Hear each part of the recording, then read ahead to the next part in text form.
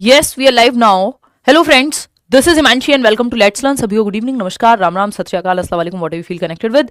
Start करेंगे आज का सेशन। असर्शन और रीजन 5 से 6 क्वेश्चन कम से कम आते हैं पिछले कई साल से, जब से ऑनलाइन हुआ है पेपर 2020-21 के समय से, यानी 20 वाला पेपर 21 में हुआ था, तो तब से ही जो है आपके ये 5-6 क्वेश्चन आते हैं। 4 मिनिमम है, 6-7 क्वेश्चन तक चले जाते हैं। तो स्टार्ट करते हैं, समझते हैं ये क्वेश्चंस कई लोगों को मुश्किल लगते हैं, इनकी ट्रिक क्या हो सकती है, इन क्वेश्चंस को कैसे हम थोड़े से स्मार्टली सॉल्व कर सकते हैं। ये वो क्वेश्चंस हैं जो समय ज़्यादा लेते हैं आपका पढ़ने में, क्योंकि लेंदी क्वेश्चंस होते हैं, है ना। और किसी भी टॉपिक से ये क्वेश्चन आ सकता है, यानी इसका कुछ फिक्स नहीं है कि प्याजे से ही आ जाए। पूरे जितने भी आपके 30-35 टॉपिक हैं, पूरे सिलेबस में से कहीं से भी आ सकता है क्वेश्चन, है ना। तो इसके लिए आपकी एक तो कॉन्सेप्चुअल अंडरस्टैंडिंग जरूरी है, दूसरा पढ़ के समझना क्वेश्चन को, ये 2 महत्वपूर्ण चीजें हैं। और तीसरा एक और छोटा सा ट्रिक है, उस पर भी हम चर्चा करेंगे। ठीक है जी, स्टार्ट करें आज का सेशन, फटाफट समझेंगे, है ना। इनको मुश्किल है नहीं ये प्रश्न, लेकिन क्योंकि जिस तरह पूछे जाते हैं और पेडागोजी में कॉन्सेप्चुअल क्लैरिटी और ज्यादा चाहिए होती है, तो इसलिए हमें ये मुश्किल लगते हैं। तो ये आपको मुश्किल ना लगे, उसके लिए जो है आज हम प्रयास करेंगे कि इनको सॉल्व करना कैसे है, क्योंकि ये बाहर तो नहीं जा रहे, अब सिलेबस में तो ये रहेंगे, हैं पिछले 4-5 सालों से।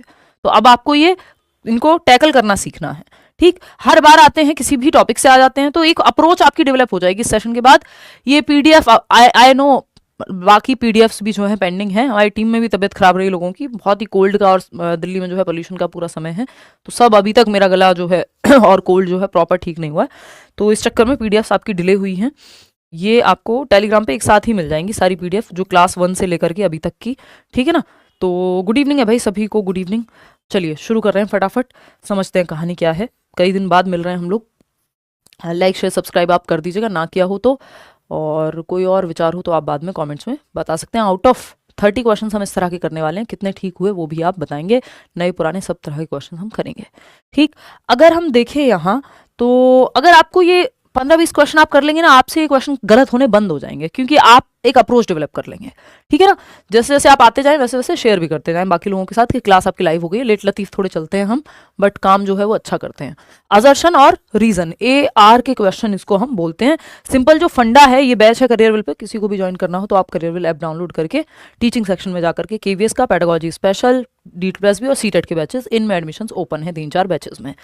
मैं आपको एक सिंपल तरीका बता देती हूँ A और R के क्वेश्चंस सॉल्व करने का। असर्शन रीजन कहते हैं ना इसमें, तो इसमें 3 स्टेप प्रोसेस होती है। A को चेक करो कि ये कथन असर्शन ठीक है कि नहीं है, फिर आप R को चेक करते हो कि ये ठीक है कि नहीं है। यदि दोनों ठीक हैं तो आपकी 3rd स्टेप प्रोसेस होती है कि ये एक दूसरे के लिए ठीक है कि नहीं है, यानी आप लगा के देखते हो बिकॉज या फिर वाई, यानी ये जो बात A में कही गई है वो क्यों सही है R के कॉन्टेक्स्ट में, यानी ये जो राज और सिमरन है एक दूसरे के लिए सही है कि नहीं है। यानी हो सकता है ये स्टेटमेंट अपने आप में ठीक हो, R जो इसका रीजन दिया है वो अपने आप में ठीक हो, लेकिन क्या इसके बिकॉज का जवाब ये A दे पा रहा है, तब जाकर के A and R both true और R is the correct explanation. ठीक है, नहीं तो अगर A रिजेक्ट हो गया, A रॉन्ग है और R भी रॉन्ग है, तो फिर तो सिंपल ही हो जाएगा। तो आपको ये देखना होता है कि A सही है कि नहीं, R सही है कि नहीं, फिर दोनों एक दूसरे के लिए सही है या नहीं। दोनों में से कोई एक भी गलत निकल जाए तो ये पूरा प्रोसेस फॉलो करने की जरूरत ही नहीं है, फिर आपको समझ में आ जाएगा कि ये दोनों सही या दोनों गलत हो सकते हैं, बट एक्सप्लेनेशन या कोई एक चीज इसमें से गलत है। दोनों सही हो तब आप तीसरी स्टेज पे जाते हैं कि भाई A and R are true and R is the correct explanation of A। ये कहानी आपको और अच्छे से समझ में आएगी जब हम इसको अप्लाई करेंगे अभी।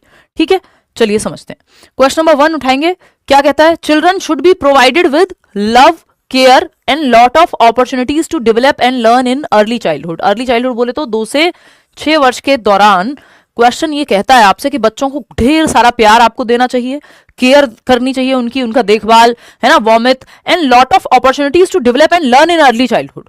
बहुत सारे अवसर खेलने के, कूदने के, डेवलप होने के मिलने चाहिए बच्चे को, तो देखभाल और बहुत सारे अवसर प्रदान करने चाहिए। कब, प्रारंभिक या पूर्व बाल्यावस्था जिसको हम कहते हैं, पूर्व बाल्यावस्था 2 से 6 वर्ष। तो यहाँ बच्चा खेले कूदे, उसको प्यार दिया जाए, है ना, उसकी केयर की जाए, उसको प्रेम मिले और बहुत सारी अपॉर्चुनिटीज मिले जिसमें बच्चा खेल कूद करके अपनी समझ विकसित करे, प्ले वे में जाए, ये वही एज है। ठीक है ना। इसी को हम अंजलि क्या कहते हैं, प्री ऑपरेशनल स्टेज भी कहते हैं पियाजे की भाषा में।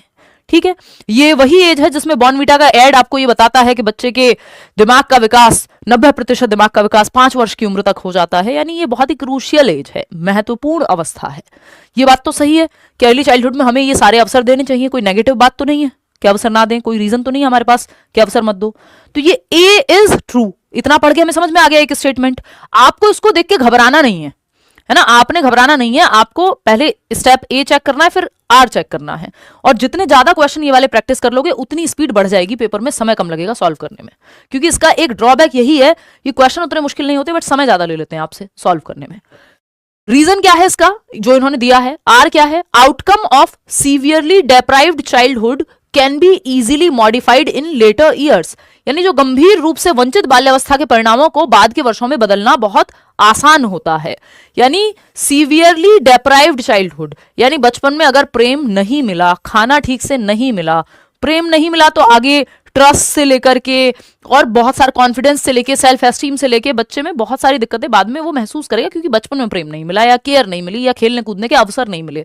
तो जितना बेहतर विकास हो सकता था, चाहे वो मानसिक रूप से हो, शारीरिक रूप से हो, पोषण जिसको हम कुपोषण का शिकार कहते हैं ना, वो आमिर खान वाला ऐड आता था टीवी में कि भारत में इतने बच्चे जो है हर साल कुपोषण के शिकार होते हैं, यानी माल न्यूट्रिशन, न्यूट्रिशन जितना मिलना चाहिए, जिसको हम कहते हैं कि एक हमारी संतुलित आहार की जब हम बात करते हैं कि जिस आहार में सारे ही पोषक तत्व समान मात्रा में हो, बैलेंस डाइट जिसको हम कहते हैं, वो भी नहीं मिला बच्चे को बचपन में, खेलने का भी मौका नहीं मिला, खाने को भी ठीक से नहीं मिला, प्रेम भी ठीक से नहीं मिला, तो इमोशनली भी बैंड बज गई। तो ये सब का जो प्रभाव है इसको आप बाद में इजीली चेंज कर सकते हैं, ये कहना गलत होगा। जो शुरुआती बचपन, ये पूरी डिबेट है कि अर्ली वर्सेस लेटर डेवलपमेंट की, कि जो आपके पूरे जीवन के शुरुआती साल हैं अगर वहां पे कमी रह गई तो आप उसको ठीक नहीं कर पाओगे लाइफ लॉन्ग भी, वो जो वंचित रह जाना है, क्योंकि अर्ली लाइफ एक्सपीरियंसेस का प्रभाव ज्यादा होता है बाद वाले से। बचपन नहीं भूलते हो आप, आपके पास आज कितने भी पैसे आ जाएं, अगर गरीबी में बहुत ज्यादा सीवियर गरीबी आपने देखी है बचपन में, तो वो कहीं ना कहीं एक डर रहता है। या फिर सेक्सुअल अब्यूज बच्चे के साथ बचपन में अगर हुआ है तो वो कितना भी पावरफुल क्यों ना हो जाए कल को, फिर भी वो सेफ महसूस ना करना कहीं ना कहीं साथ चलता है। तो बहुत मुश्किल है, बहुत सारे साइकोलॉजिस्ट, बहुत सारी काउंसलिंग के बावजूद भी पूरी तरह से इंपैक्ट को नल एंड वॉइड नहीं कर सकते हम, जो शुरुआती बचपन में हुआ है इंपैक्ट। इवन फ्रॉइड तो कहते हैं 7 साल तक आपकी पर्सनैलिटी फॉर्म हो गई, उसके बाद तो बस गेम है। तो ये कहना यहाँ पे गलत है, ये स्टेटमेंट ही अपने आप में गलत है कि गंभीर रूप से वंचित बाल्यावस्था के परिणामों को बाद के वर्षों में आप ऐसे बदल देंगे। शुरुआत का जीवन जो है नींव है आपके लिए, नींव ही खराब हो जाएगी तो दिक्कत होगी। ज्यादातर मनोवैज्ञानिक इस बात से सहमत हैं। तो ये ए तो सही था कि भाई केयर दो, क्यों दो केयर, क्योंकि ये सब चीजें अच्छे से बच्चे को विकसित करने में मदद करेंगी। लेकिन ये डेप्राइव चाइल्डहुड को आप रिवर्स कर देंगे तो आपको भी पता है कि डेवलपमेंट में रिवर्स नहीं होता। आप क्या कर सकते हो, करेक्शन कर सकते हो, मॉडिफिकेशन कर सकते हो, अमेंडेबिलिटी कर सकते हो, है ना, संशोधन कर सकते हो, लेकिन डेवलपमेंट में रिवर्स गियर नहीं होता, ऑटो की तरह पीछे धक्का मार के ले जाना पड़ता है। तो आप रिवर्स में जाकर के ठीक नहीं कर पाओगे जो अर्ली चाइल्डहुड, जो मेन विकसित होने की उम्र थी बच्चे की, अगर उस समय पे चीजें नहीं मिल पाई तो ए तो रॉन्ग हो गया, ये आर तो रॉन्ग हो गया, सिंपल है। फिर तो इसमें थर्ड स्टेप चेक करने की जरूरत नहीं है कि आर ए के लिए सही है कि नहीं है, ये तो अपने आप में स्टेटमेंट गलत है, आपकी पेडागोजिकल नॉलेज ये बता देगी। तो A is true but R is false, simple है, A is true but R is false. कितने लोग दे पा रहे हैं, 64% लोग सही जवाब इसका दे रहे हैं कि भाई ए तो सही है बट आर गलत है। अब एक दूसरे के लिए सही है नहीं सही है वो तो स्टेप तब चेक करते हैं हम, पहले हमने ये देख लिया हो कि ए और आर एक दूसरे के लिए सही है कि नहीं है। इन दोनों का अपने आप में सही होना बहुत जरूरी है, तभी आप तीसरे स्टेप पे जाते हैं जो मैं आपको यहां बता रही थी कि अगर ये ए और आर ही ठीक नहीं है, यानी ये ए और आर असर्शन यानी कथन और कारण, ये अपने आप में अगर ठीक नहीं है तो आपको चेक ही नहीं करना कि ये आर ए के लिए ठीक है कि नहीं है। इन दोनों के ठीक होने के बाद, यानी अपने आप में ये राइट है, फिर आप तीसरा स्टेप होता है कि एक दूसरे के लिए राइट है कि नहीं है। ठीक है, आगे बढ़ेंगे क्वेश्चन नंबर 2 पर। क्या कहता है क्वेश्चन नंबर 2? ये कहता है teacher should focus upon and encourage children to develop metacognition ability to think on one's own thinking, यानी अध्यापकों को बच्चों में अधिसंज्ञान या परासंज्ञान अपने ही चिंतन के बारे में सोचने की योग्यता के विकसित करने पर बल और बढ़ावा देना चाहिए।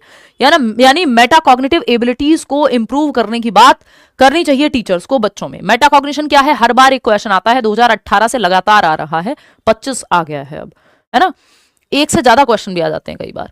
तो मेटा कॉग्निशन है थिंकिंग अबाउट थिंकिंग, बच्चा खुद की ही प्लानिंग को, खुद की ही थिंकिंग को रिफ्लेक्ट कर पाए, रिव्यू कर पाए, प्लान बना पाए, स्ट्रेटेजाइज कर पाए। आपने स्ट्रेटेजी बनाई होगी, इतने सिलेबस को इतने टाइम तक खत्म कर लूंगा, फिर खुद से ये सवाल पूछना है। तो thinking about thinking, awareness about awareness, ये सब मेटा कॉग्निशन में आते हैं, यानी अपनी ही थिंकिंग को, अपने ही चिंतन को सेल्फ रेगुलेट कर पाना, दिशा दे पाना। ठीक है ना। तो अध्यापक को बच्चों में अधिसंज्ञान अपने ही, यानी कॉग्निशन पे भी सोच पाना, बियॉन्ड कॉग्निशन जा पाना, मेटा कॉग्निशन। मेटा का मतलब होता है बियॉन्ड, जो फेसबुक ने भी मेटा बनाया ना, यानी बियॉन्ड दिस, जो एग्जिस्ट करता है। तो थिंकिंग के बियॉन्ड जाना, थिंकिंग पे सोच पाना, तो ये तो अच्छी बात है, बच्चे के दिमागी विकास के लिए अच्छा होता है, पॉजिटिव बात है कि metacognition is the ability to think on one's own thinking, अपनी चिंतन कि मैं ऐसा क्यों सोच रहा हूं, मैं ओवर थिंक क्यों कर रहा हूं, इस बात पे आप सोच पा रहे हो। दैट मीन्स आप मेटाकॉग्निशन लगा पा रहे हो, है ना, आप रीजंस ढूंढ पा रहे हो, आप अपनी प्लानिंग में रिव्यू, स्ट्रेटेजाइज ये सब कर पा रहे हो, रिफ्लेक्ट कर पा रहे हो। बात तो सही है, मेटाकॉग्निशन डेवलप कराना चाहिए टीचर्स में, पॉजिटिव बात होती है। रीजन क्या है इसका? Metacognitive knowledge is helpful for children to self regulate their thinking, यानी ये जो अधिसंज्ञानात्मक या परासंज्ञानात्मक ज्ञान होता है वो बच्चों को अपने चिंतन को स्वयं नियंत्रित करने में मदद देता है। अगर आपको ये पता चल जाएगा कि आप ओवरथिंक क्यों कर रहे हैं या आपको पेपर कैसे निकालना है, इसकी स्ट्रेटजी कैसे बनानी है, तो आप खुद को ही तो दिशा दे रहे हैं, अपने एक्शंस को ही आप रेगुलेट कर पाएंगे, इतने घंटे पढ़ाई हुई कि नहीं हुई। ठीक है, तो metacognition is thinking about thinking, आप अपने ही चिंतन को दिशा दे पा रहे हैं, अपने ही चिंतन पे सोच पा रहे हैं। अब ये भी सही है, ये भी सही है, अब आपको चेक करना है कि क्या ये इसके लिए सही है, बीच में बिकॉज लगा के देख लो। Teacher should focus upon and encourage children to develop metacognition ability to think on one's own ability because, ऐसा क्यों करना चाहिए? क्योंकि metacognitive knowledge is helpful for children to self regulate their thinking. बिल्कुल सही बात है कि मेटाकॉग्निटिव नॉलेज जो है वो हेल्प करती है बच्चों को अपने ज्ञान को दिशा देने में, नियंत्रित करने में, क्योंकि, तो सही है, ये इसके साथ बिकॉज लगाने पे सही बैठ रहा है, यानी दोनों सही हैं, both A and R are true and R is the correct explanation of A, दोनों एक दूसरे के लिए भी सही हैं। आगे बढ़ेंगे, सारा खेल पढ़ के समझने का है और आपकी कॉन्सेप्चुअल क्लैरिटी कितनी है टॉपिक्स को लेके उसका है। क्वेश्चन नंबर 3 देखिएगा, ये क्या कहता है? असर्शन यानी कथन है, a teacher should adopt a culturally responsive pedagogy in her class giving primacy to children socio cultural context, यानी एक अध्यापक को अपनी कक्षा में बच्चों के सामाजिक सांस्कृतिक संदर्भों को प्रधानता देनी चाहिए, एक सांस्कृतिक रूप से उत्तरदायी शिक्षा शास्त्र को अपनाना चाहिए, यानी कल्चरली रिस्पॉन्सिव टीचिंग, यानी बच्चा जिस संदर्भ से आ रहा है, उसके यहाँ कोई त्योहार मनाया जाता है ना, कोई स्पेशल ओकेजन है, ओनम हो सकता है, कोई बच्चा केरला से हो, कोई बच्चा पंजाब से हो, तो अलग अलग त्योहार, अलग अलग भाषा, अलग अलग खाना, ये सब चीजें हो सकती हैं। तो टीचर को क्या करना चाहिए? कल्चरली रिस्पॉन्सिव पेडागोजी को अपनाना चाहिए, जहां giving primacy to children socio cultural context, वो जिस संदर्भ से आता है, जिस तरह खाना लाता है, जिस तरह की भाषा लाता है, उस चीज को आप एक्सेप्ट करते हैं, है ना, तो बात तो सही है। रीजन क्या है इसका? Schools need to follow structured, ये ऐसा ही है जैसे आपका एक दोस्त है जो मुस्लिम है, आपका एक दोस्त है जो पंजाबी है, आप हैं जो क्रिश्चियन है, एक व्यक्ति है जो हिंदू है, चारों एक दूसरे के त्योहार पे घर जाते हैं। अभी वो होम बाउंड एक मूवी आई थी ना, तो वो देख रहे हैं कि वो ईद पे उसके घर खाने जा रहा है और ये दिवाली पे आ रहा है, दो दोस्तों की कहानी है बेसिकली। तो टीचिंग, अगर टीचर क्लासरूम से अगर बच्चे ने ये सीखा हो कि हाँ सभी कल्चर के लोग शांति से रह सकते हैं, तो ये अच्छी बात होगी। रीजन क्या है?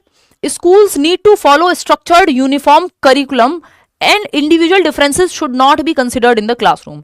ये कह रहे हैं यूनिफॉर्म करिकुलम, यानी स्ट्रक्चर्ड यूनिफॉर्म करिकुलम अपनाना है। यूनिफॉर्म कपड़ों में अच्छी लगती है, मेथड्स में अच्छी नहीं लगती। ये बात मैं बहुत बार कहती हूं कि यूनिफॉर्म मेथड्स नहीं होने चाहिए, स्टैंडर्डाइज्ड मेथड्स नहीं होने चाहिए। ये हम टैग वर्ड्स कल करेंगे, उसमें भी आएगा। यूनिफॉर्मिटी सिर्फ कपड़ों में अच्छी लगती है कि यूनिफॉर्म एक जैसी पहन के आ गए बच्चे, अमीर गरीब का फर्क नहीं है, ज्यादा समय नहीं व्यर्थ हुआ। लेकिन मेथड्स में डिफरेंशिएटेड इंस्ट्रक्शन अच्छी लगती है, इंडिविजुअल डिफरेंसेस होने चाहिए। यूनिफॉर्म मेथड्स ठीक नहीं होते, ये अपने आप में गलत है ना, कि इंडिविजुअल डिफरेंसेस का ध्यान मत दो भाई। इंडिविजुअल डिफरेंसेस का ध्यान नहीं दोगे तो रोबोट्स बन जाएंगे। हर बच्चा अलग है, किसी के घर में कोई भाषा बोली जाती होगी, किसी के घर में कोई खाना खाया जाता होगा, किसी घर में कोई और त्योहार मनाया जाता होगा। तो ये कह रहे हैं इंडिविजुअल डिफरेंसेस का ध्यान मत दो। तो ये तो सही था, ये आर गलत हो गया इसका, ये अपने आप में ही गलत है। तो फिर तीसरा स्टेप चेक करने की जरूरत नहीं है कि इसके लिए गलत है नहीं है, जो अपने आप में ही गलत है वो किसी के लिए सही क्या होगा भाई? सिंपल बात है ना, अगर आर पहले ही गलत हो जाए तो उसको ए के लिए क्या चेक करना?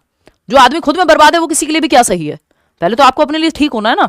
तो आर तो गलत ही है, यहाँ पे ए ट्रू है। A is true but R is false, third option, जो कि आप लोग 75% लोग दे ही रहे हैं। बात सही है, बहुत बढ़िया। कोई क्लास का टाइम बता दो। रेखा जी मत पूछे टाइम हमारा फिक्स नहीं हो पा रहा है। हमारी कोशिश तो रहती है कि 9 बजे करें, बट 9:30, पौने 10, 10 ऐसे चल रहा है। ये अभी सारी चीज़ें एक साथ आ गई हैं पिछले 1.5-2 महीने में, चाहे वो सीटेट हो, चाहे वो बीच में EMRS था, अब तो वो खत्म हो गया, और DEET+B की ऑफलाइन क्लासेस हो, है ना, और फिर तबीयत भी बिगड़ गई है। अभी भी मुझे फीवरिश फील हो रहा है जब ये सेशन चल रहा है, और मैं छुट्टी पे भी जा रही हूँ कुछ दिनों की, जो कि बहुत नीडेड है ना। ये सारी बातें मिलाकर के आपका टाइम फिक्स हो नहीं पा रहा है। कल और परसों 2 दिन क्लास होनी है, फिर आपकी 9 दिन की छुट्टी है। हम सीधा 4 तारीख को 5 तारीख को मिलेंगे। ठीक, चलिएगा देखिए 4th ऑप्शन, और फिर हम तसल्ली से तैयारी करेंगे ढंग से। देखिएगा तो अभी तो आप जब लाइव आपको दिख जाए तब आ जाइए। असर्शन यानी कथन और रीजन क्या है, कारण। इस बीच आपको नोट्स अपडेट करा के दे दिए जाएंगे सभी के लिए फ्री, वो मैं आपको अपडेट कर दूंगी उस पर, देखना। असर्शन यानी कथन, a teacher should present information in disconnected chunks and not give any reference to previous concepts once those have been tested. एक अध्यापिका को अधिगमकर्ताओं को जानकारी असंबंधित खंडों में यानी डिस्कनेक्टेड चंक यानी डिस्कनेक्टेड टुकड़ों में, यानी एक टॉपिक से दूसरा टॉपिक कुछ कनेक्ट ही नहीं हो रहा, ऐसे अगर आप देंगे तो बच्चों को याद रखने में समझने में दिक्कत होगी, ये कोई तरीका नहीं है। And not give any reference to previous concept, old knowledge से जोड़ो ही मत, ये तो एकदम बकवास बात है, क्योंकि आपको प्रीवियस नॉलेज से जोड़ना होता है। खंड जो है या जो चंक्स हैं वो कनेक्टेड होने चाहिए, प्रीवियस नॉलेज से नई नॉलेज को जोड़िए। ऐसा नहीं कि असंबंधित खंड नहीं, संबंधित खंडों में पढ़ाया जाना चाहिए कि बच्चा, आप देखेंगे चौथी क्लास की जो टेक्स्ट बुक है वो बेस बनती है 5वीं क्लास के टॉपिक में, तो नोन टू अननोन जाया जाता है, ज्ञात से अज्ञात की ओर, प्रीवियस नॉलेज को, प्रायर नॉलेज को न्यू नॉलेज से कनेक्ट किया जाता है, पूर्व ज्ञान को नए ज्ञान से कनेक्ट किया जाता है ना। तो ये कहना तो गलत हो गया। Learning occurs in a linear manner, देखिएगा ध्यान रखिएगा, कोई भी जो प्रक्रिया है यानी प्रोसेस है, लर्निंग क्या है, एक प्रोसेस है, सोशलाइजेशन क्या है, एक प्रोसेस है, डेवलपमेंट भी क्या है, एक प्रक्रिया है। तो कोई भी प्रोसेस, जिसको प्रोसेस कह रहे हैं हम दुनिया में, वो कभी भी लीनियर नहीं हो सकती। लीनियर का मतलब होता है रेखा में चलती है, स्ट्रेट लाइन में। स्ट्रेट लाइन में तो व्यक्ति चले, अगर व्यक्ति की हार्ट बीट चले तो वो भी निपट जाए, ये तो डेवलपमेंट है। बात सही है नहीं? तो कोई भी प्रोसेस दुनिया में स्ट्रेट लाइन में नहीं चल सकती, चाहे वो आपका डेवलपमेंट हो, सामाजिकरण यानी सोशलाइजेशन हो कि समाज के तौर तरीके, नियम, कायदे, कानून कैसे सीखते हैं आप, और चाहे वो लर्निंग क्यों ना हो। ये सब स्पाइरल प्रोसेसेस हैं, कॉम्प्लेक्स प्रोसेसेस हैं अगर मैं कहूं तो, ठीक है ना। तो ये आगे पीछे तो जाएंगी या कॉम्प्लेक्स हैं, ग्रेजुअली होंगी, लीनियर नहीं है कि सेम गति से, कि कल 2% सामाजिकरण हुआ, 2% कल सीखा, 2 ही आज सीखा, 2 ही परसों सीखा, 2 ही उसके अगले दिन सीखे। किसी दिन आप कम सीखते हैं, किसी दिन आप ज्यादा सीखते हैं, किसी दिन आप ज्यादा घंटे पढ़ते हैं फिर भी कम सिलेबस कवर होता है, किसी दिन आप कम घंटे पढ़ते हैं और आपकी इफेक्टिविटी या प्रोडक्टिविटी इतनी होती है कि आप ज्यादा कवर कर पाते हैं। तो ये स्ट्रेट लाइन कुछ नहीं है कि 2 + 2 + 2 दूनी 4, 2 दूनी, ये उसी हिसाब से नहीं, मैथमेटिक्स नहीं है ना। प्रोसेस कोई भी मैथमेटिक्स नहीं है कि आप मान लीजिए स्विमिंग सीखने गए, जितना आपने शुरू के 2 दिन में सीखा उतना ही आप अगले 2 दिन में भी सीखेंगे। हो सकता है कुछ दिन आपको लगे यार आपको कुछ समझ ही नहीं आ रहा, फिर आप देख रहे हैं यार इतने मजबूत हो गए आप जिसकी हद नहीं है। तो लीनियर नहीं होती कोई भी प्रोसेस, रेखीय नहीं हो सकती, यानी सीधी रेखा में नहीं चल सकती। वो आपने मूवीज में खूब देखा होगा, नाटकों में खूब देखा होगा, टीवी सीरियल्स में, कि जो पल्स है व्यक्ति की ऐसे ऐसे चल रही होती है, अगर वो ऐसे हो जाए स्ट्रेट लाइन तो बंदा खत्म, tata bye bye finish, RIP rest in peace. तो ऐसे ही सारी प्रोसेस जो है वो ऊपर नीचे होके चलती हैं, कॉम्प्लेक्स होती हैं, स्पाइरल वे में जाती है, ना कि लीनियर वे में। तो ये तो हम कह नहीं सकते कि लर्निंग जो है लीनियर प्रोसेस है, सीधी रेखा में चलेगी, नहीं। तो ये भी गलत और ये भी गलत। बहुत ही बढ़िया, both A and R are false. क्या है, दोनों फॉल्स हैं, बच्चे की भलाई की बात नहीं हो रही है यहाँ पे, सिंपल है, both A and R are false, A और R दोनों गलत हैं। आगे बढ़ेंगे, आगे बढ़ेंगे नेक्स्ट क्वेश्चन पे। नेक्स्ट क्वेश्चन क्या है, क्वेश्चन नंबर 5 है असर्शन और रीजन। क्या कहता है असर्शन और रीजन? कथन क्या है भाई? ये कहता है, a teacher encourages students to make a presentation about their local heritage for the school project. यानी एक टीचर है जो एनकरेज कर रहा है, प्रोत्साहित कर रहा है बच्चों को, स्टूडेंट्स को, विद्यार्थियों को, टू मेक अ प्रेजेंटेशन, एक प्रेजेंटेशन बनाने के लिए, एक PPT बनाने के लिए, may be about their local heritage for the school project, कि उनका जो लोकल हेरिटेज है, स्थानीय विरासत है, कोई पुरानी बिल्डिंग हो सकती है, कोई कुआं हो सकता है, कोई और जगह ऐसी हो सकती है जो स्थानीय विरासत है उस जगह के लिए, तो उस पर एक प्रेजेंटेशन बनाए, उसकी हिस्ट्री पे, उसके फोटोज के बारे में, उसको कैसे जो है बेहतर बना करके रखा गया है ना। तो ये सब के बारे में, बच्चा कहाँ है, बच्चा एक्टिव है, जहां बच्चा एक्टिव है वो कभी गलत नहीं होता, सही होता है। बच्चों को एनकरेज किया जा रहा है कुछ एक्टिविटी करने के लिए, कुछ भी समझ नहीं आया, इतना समझ आ गया कि बच्चा एक्टिव है तो बात सही है। अब आपको R चेक करना है, sharing experiences from one's community and heritage helps students feel included in the classroom. यानी जब अपने समुदाय और अपनी विरासत से संबंधित अनुभवों को साझा करेगा बच्चा, वो जहां से आता है, उसके कल्चर से, उसके बैकग्राउंड से, उसकी रियल लाइफ से आपने अगर कनेक्ट कर दिया, अपने एक्सपीरियंस जब वो शेयर करेगा तो उसको इंक्लूडेड महसूस होगा और उसको लगेगा मेरे समुदाय की बात भी कही जा रही है, क्लासरूम जो है, जो मेरी बाहर की लाइफ है और क्लासरूम की लाइफ है, वो दोनों कनेक्ट हो रहे हैं। तो ये बात तो सही है। तो अगर अब आप देख रहे हैं दोनों सही हैं, अब देखते हैं दोनों एक दूसरे के लिए कैसे सही हैं। A teacher encourages students to make a presentation about their local heritage for the school project because, simple because लगा के देख लेना है तो बात बन जाएगी, because sharing experiences from one's community and heritage helps students feel included in the classroom. इसलिए करना चाहिए क्योंकि बच्चे जो है कनेक्टेड महसूस करेंगे। तो एक अध्यापक विद्यार्थियों को विद्यालय परियोजना हेतु अपनी स्थानीय विरासत पर प्रस्तुति तैयार करने को प्रोत्साहित करता है, क्योंकि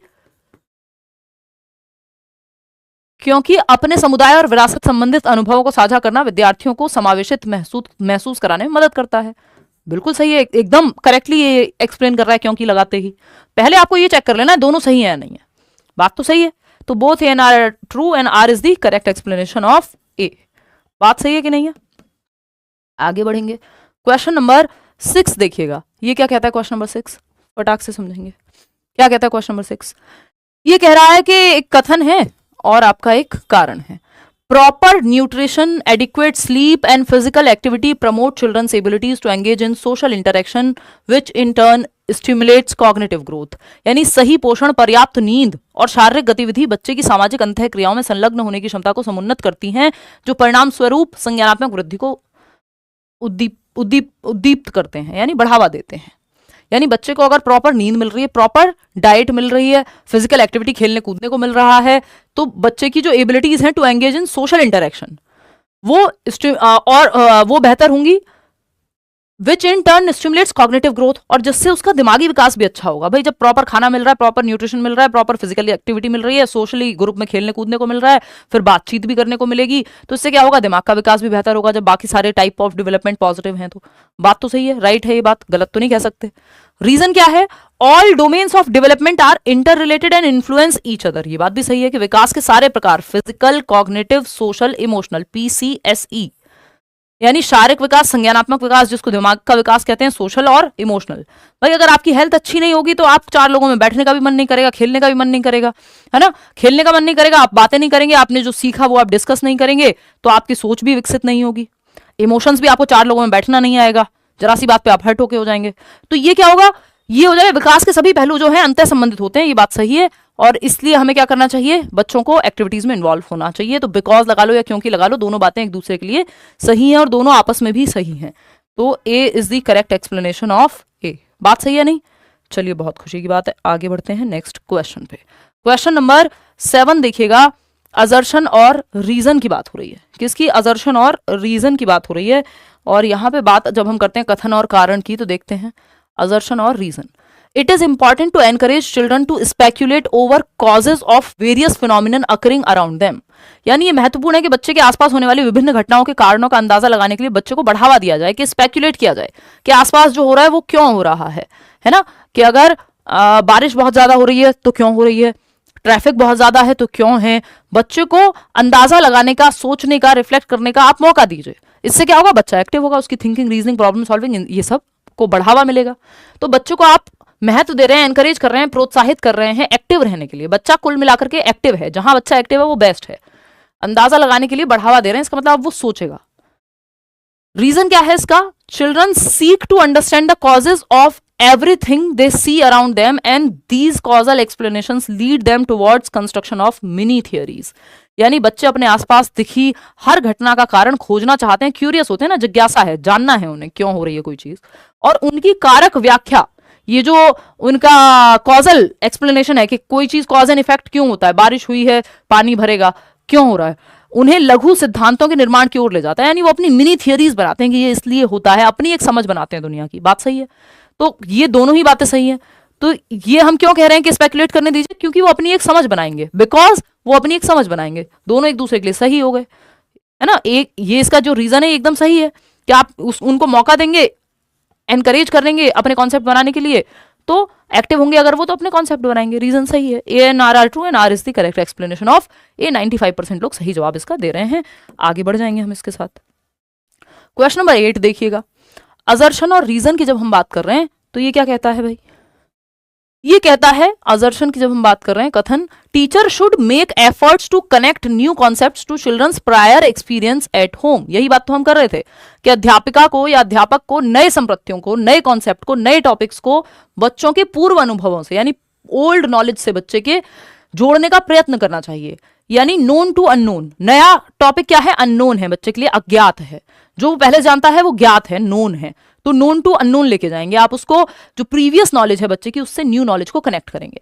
ये बात कोई गलत है? सही है। जो बच्चे ने घर पे सीखा है और जो आप उसको सिखा रहे हैं, यानी जो वो जानता है और जो वो नया जानेगा, उन दोनों को कनेक्ट कर दीजिए, अच्छी बात है।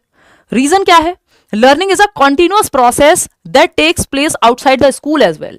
यानी अधिगम एक निरंतर चलने वाली प्रक्रिया है। ऐसा नहीं है कि स्कूल के बाहर लर्निंग बंद हो गई है, वो सीख रहा है निरंतर रूप से, चाहे वो नाना के यहाँ जाए, नानी के यहाँ जाए, मतलब सेम ही जगह रहते होंगे दोनों, है ना, चाहे वो बुआ के यहाँ जाए, चाहे वो मामा के यहाँ जाए, बात बराबर है। वो कहीं भी जाए, वो ट्रिप पे लेके जाएं आप उसको, चाहे बाजार लेके जाएं, वो दिमाग उसका एक्टिव है, वो सीख रहा है हर टाइम। लर्निंग कोई सिर्फ स्कूल में होने वाली प्रक्रिया नहीं है, हर जगह होगी, है ना। तो अधिगम एक निरंतर प्रक्रिया जो विद्यालय के बाहर भी होती है। तो आपको तो बच्चे के प्रीवियस नॉलेज को, जो भी उसने कहीं बाजार में देखा, कहीं पे घूमने गया था वहां देखा, वो सब कनेक्ट करने का मौका आपको देना चाहिए। तो लर्निंग को अगर आप प्रीवियस नॉलेज को नई नॉलेज से कनेक्ट करेंगे तो क्या होगा, क्योंकि ऐसा क्यों करा रहे हैं हम, क्योंकि because learning is a, because लगा लो, सही लगेगा आपको ये, because learning is a continuous process that takes place outside the school as well. सही बात है, स्कूल के बाहर भी होती है, इसलिए हम ऐसा करने को कह रहे हैं। सिंपल, खत्म। बहुत बड़े 89% लोग सही जवाब दे रहे हैं। अब मुझे लग रहा है कि आप जो है अटकेंगे नहीं सवालों में। क्वेश्चन नंबर 9 देखिएगा, सबने मुझे लग रहा है मैराथन देख ली है, ठीक है। क्वेश्चन नंबर 9 देखिएगा, असर्शन और कथन की जब हम बात करते हैं, स्टेटमेंट है और रीजन है।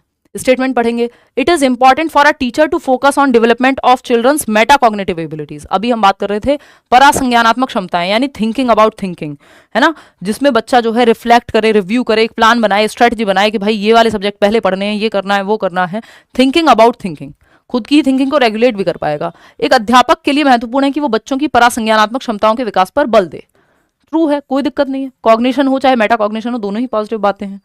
रीजन क्या है इसका, oh god sorry, When children become aware of their own beliefs and thinking, जब आपको अपने beliefs कि आप किन चीजों में विश्वास रखते हैं, आपका एटीट्यूड कैसा है, आपके बायसेस क्या हैं, इन सब चीजों के प्रति जब आप, या अपनी थिंकिंग कैसी है, अवेयर होंगे, तो they become more capable of regulating their own learning. तो आप क्या है, अपनी ही लर्निंग को बेहतर तरीके से क्या कर पाएंगे, रेगुलेट कर पाएंगे, दिशा दे पाएंगे। ये बात भी सही है। तो मेटाकॉग्निटिव कैपेबिलिटीज क्यों उनको डेवलप कराने पे फोकस कराना चाहिए, बिकॉज बच्चे जो हैं वो अपनी ही क्षमताओं को लेकर, अपनी ही बिलीफ्स को लेकर के बेहतर अवेयर होंगे और अपनी थिंकिंग को, अपनी लर्निंग को फिर वो रेगुलेट कर पाएंगे कि भाई मैं एक आलसी व्यक्ति हूं मान लो, और मुझसे सुबह नहीं उठा जाता, तो बेटर है कि मैं ये कहूं कि रात को आलस आ रहा है, 12 बज गए हैं और ये वाला सिलेबस कल कंप्लीट हो जाएगा, या कल मैं ये कर लूंगा। और आपको पता है कि आप उठेंगे नहीं अगर सो गए तो, आपका जैसा ट्रैक रिकॉर्ड है, आपकी जो क्षमता है, जैसे मेरी अगर मैं बात करूं तो मैं जगे रह सकती हूं बजाय कि मुझे उठाओ सुबह, है ना। मजबूरी में तो फिर आप कहां ही देखते हो, आधे आधे घंटे में भी उठता है इंसान, बट प्रेफरेंस क्या है कि यार लगातार काम करना बेटर है, बाद में सो तो फिर तसल्ली से सो। ये मेरी अपनी पर्सनल इंडिविजुअल पर्सनैलिटी हो गई। किसी का हो सकता है कि यार उसको 2 घंटे भी मिल जाए सोने को तो वो फ्रेश फील करेगा, बजाय कि वो लगातार काम करे। तो आप खुद की क्षमताओं को जानते हैं, इसका मतलब ये है आपका मेटाकॉग्निशन, आपको पता है आपकी कैपेबिलिटीज क्या हैं, तो आप अपनी ही डायरेक्शन दे सकते हैं, अपने आप को लर्निंग के प्रति डायरेक्ट कर सकते हैं। बात तो सही है। आपको पता है आपका वीक एरिया कौन सा है, आपको पता है आपका स्ट्रॉन्ग एरिया कौन सा है और वीक कौन सा है, आप स्वॉट एनालिसिस कर सकते हैं। तो आप उस हिसाब से अपना प्लान बनाते हैं कि यार मैथ्स में इस बार टाइम ज्यादा दूंगा क्योंकि पिछली बार दिक्कत हो गई थी, मेरा मैथ्स वीक है। इसका मतलब आप अपनी ही क्षमताओं को, अपने आप को देख पा रहे हैं और उस हिसाब से फिर आप गाइड कर पाएंगे। तो बात तो सही है। तो because when children become aware of their own beliefs and thinking, वो कैसे सोचते हैं, तो वो बेहतर कैपेबल बनते हैं अपनी लर्निंग को रेगुलेट करने के। तो ए भी सही है और ए और आर दोनों एक दूसरे के लिए भी सही है। जो आर है वो करेक्ट एक्सप्लेनेशन है ए की। 96% लोग सही जवाब दे भी रहे हैं। आगे बढ़ेंगे नेक्स्ट क्वेश्चन पे। क्वेश्चन नंबर 10 क्या कह रहा है, फटाक से देख लेते हैं। असर्शन है यानी स्टेटमेंट है, देखिएगा फटाक से, फटाफट पढ़िएगा इसको।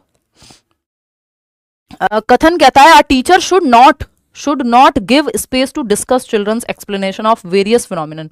देखिए एक बात मैं सालों से लगातार कह रही हूँ, आपको देखना बच्चा जहां एक्टिव है वो बात पॉजिटिव है। बच्चा यहाँ एक्टिव नहीं लग रहा हमें कि एक अध्यापक को बच्चों की विभिन्न घटनाओं के बारे में व्याख्या की चर्चा को कोई स्थान नहीं देना चाहिए, यानी बच्चों की चर्चा को स्थान ही मत दो, यानी बच्चों को एक्टिव मत रखो, पैसिव बना दो। तो जो बच्चे को एक्टिव नहीं रख रहा, जो ऑप्शन, वो सही नहीं हो सकता।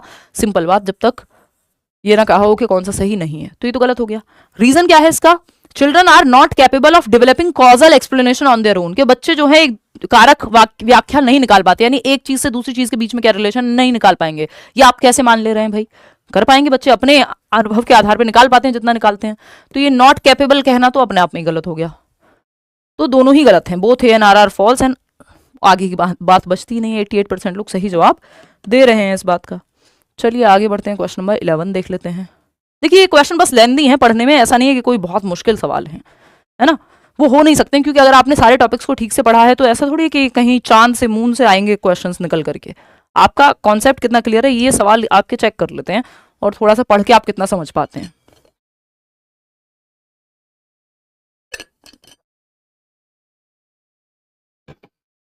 मैम हिंदी का भी पेडागोजी करा दीजिए। करा देंगे यार, कराएंगे, अब नए साल में कराएंगे। मुझे लग नहीं रहा अगले 2 दिनों में तो हो पाएगा, फिर सीधा हम नए साल पे मिलेंगे। ओ गॉड, देखिएगा क्वेश्चन नंबर 11 है, असर्शन क्या कहता है, यानी कथन क्या कह रहा है, teachers must encourage children to share the naive और intuitive theories that they construct, जिसको मिसकंसेप्शन या ऑल्टरनेटिव कॉन्सेप्शंस भी कहते हैं, कि बच्चों द्वारा निर्मित सहज या अंतर्ज्ञान सिद्धांतों को उन्हें साझा करने के लिए उन्हें प्रोत्साहित करना चाहिए। टीचर्स को जो भी बच्चे के अपने अनुभव के आधार पर, चाहे वो लॉजिकली गलत हो, बच्चे को लगता है उसने तालाब में हरे रंग का पानी देखा है तो वो कह रहा है मैंने तो ग्रीन कलर का वाटर भी देखा है। आप तो कह रहे हो वाटर तो कलरलेस होता है, पानी का तो कोई रंग नहीं होता, बट मैंने तो टीचर जी, मैंने तो देखा था ग्रीन कलर का वाटर, या मेरे भाई ने कलर मिक्स किया था, ब्लू कलर का वाटर देखा था मैंने तो रूह अफ़ज़ा देखा था पिंक कलर का।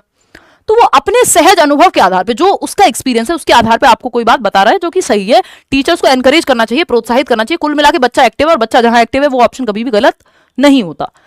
रीजन क्या है इसका, all children start off with preconceptions of reality and these conceptions influence their understanding in schools। यानी सारे ही बच्चे जो है वो शुरुआत कहां से करते हैं, स्टार्ट ऑफ कहां से करते हैं, अपने प्रीकॉन्सेप्शंस से। प्रीकॉन्सेप्शंस मतलब प्री कॉन्सेप्ट, अपने पूर्व अनुभव के आधार पे जो उन्होंने सोचा है, जो कॉन्सेप्ट है, जरूरी नहीं है वो लॉजिकली साइंटिफिकली सही हो, वहां से वो शुरू करते हैं पूर्व संकल्पनाओं से, और विद्यालय में उनकी समझ को ये संकल्पनाएं प्रभावित करती हैं। यानी जो उन्होंने प्रीवियस नॉलेज अपनी बनाई है, प्री कॉन्सेप्ट्स बनाए हैं, ये जो कॉन्सेप्ट्स हैं इन्फ्लुएंस करते हैं उनकी अंडरस्टैंडिंग, वो स्कूल में कैसे सीखेंगे। तो वो कह रहा है ना, जब आप वाटर इज कलरलेस कह रहे हैं तो बच्चा कह रहा है मैंने तो देखा है कलरफुल वाटर, तो अब चर्चा होगी, तो ये जो वो सीख रहा है प्रीवियस नॉलेज, उसकी यहां पे आएगी, क्लासरूम में हेल्प करेगी बेटर क्लैरिटी के लिए। तो दोनों बातें सही हैं, ये बातें एकदम सही है कि वो कंस्ट्रक्ट करते हैं, बिकॉज अब यहां पे बिकॉज लगा लो, अपने आप सही हो जाएगा कि बच्चों द्वारा निर्मित सहज या अंतर्ज्ञान सिद्धांतों को उन्हें साझा करने के लिए उन्हें प्रोत्साहित करना चाहिए। क्योंकि भाई अगर आप प्रोत्साहित नहीं करोगे तो क्या होगा, ऐसा तो हो नहीं सकता किसी भी बच्चे ने कभी कोई अपने कॉन्सेप्ट नहीं बनाए होंगे, बच्चा तो बनाएगा। जब वो दुनिया में जी रहा है तो अपने कुछ अनुभव के आधार पर, अपने सहज अनुभव के आधार पर वो अपने प्री कॉन्सेप्शंस बनाएगा। जरूरी नहीं है कि वो लॉजिकली साइंटिफिकली ट्रू हो, तो नाइव कॉन्सेप्शन तो बनेंगे, मिसकॉन्सेप्शंस तो बनेंगे, क्योंकि सभी बच्चे वास्तविकता की पूर्व संकल्पनाओं से आरंभ करते हैं, अपनी एक कहानी से। तो ये बात सही है, A and R are true and R is the correct explanation. 87% लोग सही जवाब दे रहे हैं। आज तो आप लोग बहुत ही बढ़िया जवाब दे रहे हैं, मतलब आप इनमें गड़बड़ नहीं करने वाले। क्वेश्चन नंबर 12 देखिएगा, humans are able to learn and remember new things in motor and cognitive domains throughout their life span. यानी जो मानव है, व्यक्ति है, मनुष्य है, अपने पूरे जीवन काल के दौरान गत्यात्मक और संज्ञानात्मक क्षेत्रों में नई चीजें सीखने और स्मरण करने के योग्य है। यानी आप 60 साल के हैं तब भी आप बैडमिंटन खेलते रह सकते हैं, मोटर स्किल्स पे काम करते रह सकते हैं, जिम जा सकते हैं, कॉग्निटिव एबिलिटीज, नई नई चीजें सीखते रह सकते हैं, सोचते रह सकते हैं, किताबें पढ़ते रह सकते हैं। ठीक है ना। हाँ, मैं 25 तारीख से 4 तारीख तक बाहर हूँ, ठीक है, कोई बात नहीं, उस पर हम चर्चा कर लेंगे। अभी तो 2 दिन है, कल भी क्लास लूंगी, परसों भी लूंगी, ठीक है। तो इतने आप सारी जो मैराथन है, नोट्स वगैरह हैं, वो सब पढ़िएगा, प्रीवियस सेशंस देखिएगा, फिर आकर के हम बढ़िया से काम करेंगे। इतने मेरी तबीयत भी होपफुली सही हो जाएगी। Humans are able to learn and remember new things in motor and cognitive domains throughout their life span. ये बात एकदम सही है, ठीक। रीजन क्या है इसका, ये कह रहे हैं outcome of a severely deprived childhood can be easily changed in later years. ये बात आप दिमाग में बिठा लीजिए, जो बचपन में कमी रह गई है उसको आप पूरी तरह से रिवर्स नहीं कर सकते हैं, आप मॉडिफाई कर सकते हैं, आप बेहतर टेक्निक से सिखा सकते हैं, लेकिन अगर बचपन का डेप्राइव्ड चाइल्डहुड है उसको आप अचानक से पूरा नहीं कर देंगे, रिवर्स नहीं कर देंगे। इसलिए तो हम कह रहे हैं कि बचपन हम क्यों आंगनवाड़ी में आटे से लेके और क्या क्या देने की बात कर रहे हैं, क्योंकि वो ऐसा टाइम है, उसके विकास का बहुत महत्वपूर्ण काल है वो जो बचपन हम कह रहे हैं, स्पेशली अर्ली चाइल्डहुड, 6 साल तक, 12 साल तक, 6 साल तक तो स्पेशली। उसके बाद फिर आप रिवर्स नहीं कर पाएंगे, जो डैमेज हो गया उसको पूरी तरह से रिवर्स करना इंपॉसिबल है। एक गंभीर रूप से पीड़ित बचपन के परिणामों को बाद के वर्षों में आसानी से बदला जा सकता है, जी नहीं। अगर किसी गैस की वजह से, या किसी गैस की चपेट में आने की वजह से, या फिर खाने की न्यूट्रिशन की कमी की वजह से, या बैड न्यूट्रिशन मिलने की वजह से जो डैमेज हो गया कॉग्निटिवली या फिजिकली भी बच्चे को, वो दोबारा से आप उसको ठीक नहीं कर सकते, है ना। तो इसका क्या है, ये अपने आप में गलत बात है। ये कहना सही है कि थ्रू आउट चलता है, लेकिन जो डेप्राइव्ड चाइल्डहुड है उसको आप उसकी पूर्ति नहीं कर पाएंगे, तो ये तो आर गलत हो जाएगा, ए इज ट्रू। तो आप में से कितने लोग, 63% लोग सही जवाब दे रहे हैं, A is true but R is false. तो इसका चेक करना तो बनता ही नहीं है कि रीजन सही है नहीं है, क्योंकि अपने आप में स्टेटमेंट ही गलत है। तो कहानी खत्म हो जाती है, थर्ड स्टेप पे पहुंचने की जरूरत ही नहीं है। क्वेश्चन नंबर 13 देखिएगा, ये क्या कहता है भाई पढ़िएगा फटाफट। असर्शन यानी कथन, using a set of visuals followed by discussions based on learners prior experiences helps learners to build conceptual understanding. यानी विजुअल्स तैयार कर रहे हैं आप, visuals using a set of visuals followed by discussions, कुछ दिखाया, पिक्चर्स दिखाई और फिर चर्चा हो रही है क्लास में बच्चों के प्रीवियस नॉलेज से, पूर्व अनुभवों के आधार पे कि उन्होंने उनको ये पिक्चर अंडमान निकोबार की फोटो दिखाई गई और कहा गया तुम क्या देखते हो, तुम कभी गए हो, तुमने कभी समुद्र देखा है, इस पे बात हो रही है। फिर तो बच्चे अपने अनुभव साझा करेंगे, बात सही है। इससे क्या होगा, हेल्प करेगी ये चीज टू बिल्ड कॉन्सेप्चुअल अंडरस्टैंडिंग, बच्चे का कॉन्सेप्ट जो है वो बेहतर होगा, उसकी संकल्पनात्मक समझ को बढ़ावा देगी ये चीज कि आपने बच्चों को हवाई जहाज की फोटो दिखाई और फिर डिस्कस करने को कहा कौन कौन हवाई जहाज में बैठा है। अच्छा, फिर बच्चे बताएंगे अच्छा वो एयर इंडिया में इतने लोग जो है टकरा करके ये हो गया था। फिर वो सब अपने अपने अनुभव शेयर करेंगे, जो उन्होंने सुना होगा आसपास, जो न्यूज में देखा होगा, जो माँ बाप को चर्चा करते हुए देखा होगा। और इससे क्या होगा, चर्चा होगी तो उनकी अपनी एक कॉन्सेप्ट बिल्ड होगा, गलत चीजों पे ठीक से चर्चा होगी, क्लासरूम में करेक्ट कराया जाएगा टीचर के द्वारा, या बाकी बच्चे कुछ और कहेंगे। तो ये हेल्दी बात है कि बच्चा एक्टिव है कुल मिलाकर। रीजन क्या है इसका, learners actively construct their own knowledge by connecting new ideas to existing ideas on the basis of materials or activities presented to them। यानी बच्चे को जो भी हम दिखा रहे हैं उसके आधार पे वो अपने पूर्व ज्ञान को कनेक्ट करेगा, उस फोटो से जो भी वो जानता है उसको कनेक्ट करेगा और जरूरत पड़ने पे अपने कॉन्सेप्ट्स को भी ठीक करेगा। बात तो सही है।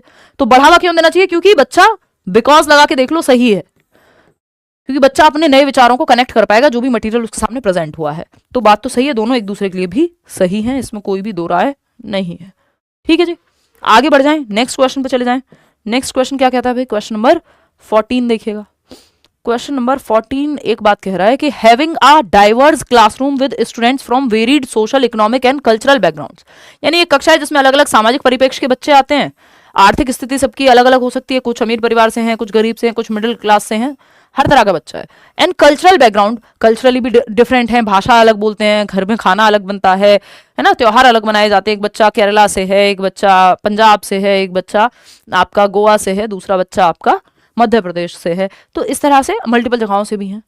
तो अब बच्चे जो हैं क्या होगा इससे, and cultural background enriches the learning experiences of all students. बहुत सारे बच्चे, डाइवर्सिटी, यूनिटी इन डाइवर्सिटी जब हम बात करते हैं तो एक दूसरे से बहुत कुछ सीख पाएंगे, ये बात सही है। ओनली स्टूडेंट्स विद विजुअल और hearing impairment and learning disability benefit from inclusion. ये कह रहे हैं कि इंक्लूजन यानी इंक्लूसिव एजुकेशन का मतलब यानी समावेशी शिक्षा का मतलब वही है कि जो दृष्टिबाधित बच्चा है या जो सुनने में दिक्कत है, जो श्रवण बाधित बच्चा है, सिर्फ उनको ही इंक्लूड करना है, यानी डिसेबिलिटी वाले बच्चों को ही इंक्लूड करना इंक्लूसिव एजुकेशन है। ये एकदम बकवास बात है। इंक्लूसिव एजुकेशन में हर तरह का बच्चा, चाहे वो कल्चरली डिफरेंट हो, इकोनॉमिक स्टेटस अलग हो, चाहे फिजिकली कोई दिक्कत हो या फिजिकली बहुत अच्छा हो, गिफ्टेड हो बच्चा, एवरेज हो बच्चा, सुनने में दिक्कत हो नहीं हो, हर तरह का बच्चा, inclusive education, education for all, सभी के लिए, सभी का इंक्लूजन, सभी के लिए शिक्षा। तो ये कहना कि सिर्फ वो बच्चे जिनको विजुअली प्रॉब्लम होती है उनको इंक्लूसिव एजुकेशन में शामिल करते हैं, ये गलत है। तो फर्स्ट तो सही है कि सारे बच्चों के अनुभव से सीख पाएंगे, लेकिन इंक्लूसिव एजुकेशन सिर्फ वही है जिसमें दृष्टि बाधित या श्रव्य बाधित बच्चे हैं, तो श्रवण बाधित बच्चे हैं, ये कहना गलत होगा। तो आर तो फॉल्स हो गया, ए ट्रू है। तो ए बोथ तो ट्रू नहीं हो सकते, both A and R true कैसे हो जाएंगे जब आर गलत है। तो both A and R false भी नहीं हो सकते क्योंकि A is true but R is false. तो थर्ड ऑप्शन ही बचता है इसके केस में, कोई और ऑप्शन आपका बचता ही नहीं है। 83% लोग सही जवाब दे रहे हैं इसका। क्वेश्चन नंबर 15 देखिएगा, ये क्या कहना चाहता है, learning and development are related to each other. यानी जो अधिगम है और विकास है ये दोनों एक दूसरे से जुड़े हुए हैं, रिलेटेड हैं, संबंधित हैं। ये बात गलत है कि सही है? बिल्कुल सही है। ये मैंने आपको फर्स्ट डे पे भी बताया था, लर्निंग, डेवलपमेंट, मैचुरेशन, ग्रोथ, ये सब डेवलपमेंटल प्रोसेसेस हैं, विकासात्मक प्रक्रियाएं हैं, एक दूसरे से जुड़ी हुई हैं। इस बात में कोई भी दो राय या कोई भी डाउट नहीं होना चाहिए। रीजन क्या है इसका, learning creates new conditions for development. अब ये हमें देखना है कि ये रीजन जस्टिफाई कर रहा है कि नहीं कर रहा है। 94% लोग ए दे रहे हैं, चलो देखेंगे अभी। तो learning creates new conditions for development, यानी जो अधिगम है वो विकास के लिए नई स्थितियां सृजित करती है। यानी अगर आप कुछ सीख रहे हैं तो ये नई कंडीशंस पैदा करेगा विकास के लिए। देख लेते हैं, देखिए इंटर रिलेटेड तो है, इतनी बात तो क्लियर है। लर्निंग में हम मानते हैं कि आपने पढ़ना सीखा है ना, आपने रीड करना सीखा, रीडिंग सीखी। अब रीडिंग से क्या हुआ, आपने बहुत सारी किताबें पढ़ी, लिटरेचर पढ़ा, मूवीज देखी, मान लो आपने हिस्ट्री पढ़ी है ना, आपने रीड करना सीखा, इससे आपने हिस्ट्री पढ़ी क्योंकि आपको रीडिंग आ गई। हिस्ट्री की कोई वीडियो देखी, जानकारी जुटाई। अब रीडिंग जब आपको आती है तो आपने ये हिस्ट्री, पॉलिटी, व्हाटएवर आपने देखी, आप दुनिया घूमने गए। अब आपकी जो समझ है ओवरऑल वो बेहतर हो गई है ना, अब आपकी समझ बेहतर हो गई, यानी आपका कॉग्निटिव डेवलपमेंट हुआ इस चीज से कि पढ़ना रीडिंग एक एफर्टफुल प्रोसेस है। लर्निंग क्या है? जिसमें एफर्ट प्लस प्रैक्टिस लगे।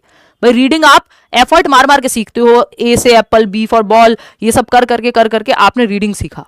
एफर्ट और प्रैक्टिस, प्रयास से, अभ्यास से। अब ये एफर्ट प्रैक्टिस करके रीडिंग सीखी, रीडिंग एफर्ट मार मार के आप कुछ लर्न कर रहे हैं हर दिन नया, इससे आपकी समझ, आपके दिमाग का विकास होगा कि नहीं होगा? बिल्कुल होगा। तो लर्निंग क्या है? नई सिचुएशन पैदा करती है डेवलपमेंट के लिए। अगर आप कभी कुछ नया सीखते ही नहीं तो आपका डेवलपमेंट होता ही नहीं, आप अभिज्ञ ऐसे ही मर जाते अंधकार में, ठीक है ना। तो लर्निंग जो है नई सिचुएशन, नई कंडीशन पैदा करती है कई बार डेवलपमेंट के लिए। बात सही है? तो ये दोनों एक दूसरे के लिए सही है। इसमें बिकॉज भी आप चाहें तो लगा करके देख सकते हैं कि ये दोनों रिलेटेड हैं, बिकॉज लर्निंग जो है नई कंडीशंस कई बार डेवलपमेंट के लिए पैदा करती है। तो both A and R are true and R is the correct explanation of A. हम नकार नहीं सकते कि ये बात दोनों में से कोई भी गलत है, हमें मानना ही पड़ेगा।